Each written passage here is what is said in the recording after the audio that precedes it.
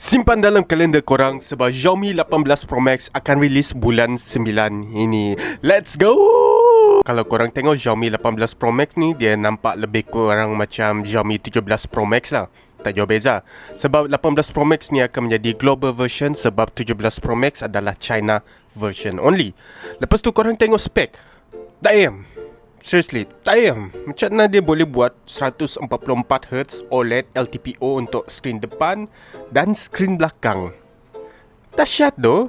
Korang tengok dia punya chip Snapdragon 8 Elite Gen 6 Pro, bro. Lepas tu jangan lupa juga RAM dia orang kan. Korang tengok RAM dia betul-betul. Nampak tak beza dah? Dia bukan DDR5 lagi. Dia dah guna DDR6. DDR6 bro. Tu as usual lah, 200 megapixel kamera Leica, semua tu lah. Benda biasa. Korang heran kenapa aku buat video yang aku nak jilat bone? Disebabkan itulah. Come on Xiaomi, give me your Xiaomi 18 Pro Max. Aku akan buat review, please. Please Xiaomi, aku sanggup buat apa-apa Xiaomi. Aku sanggup jilat bone.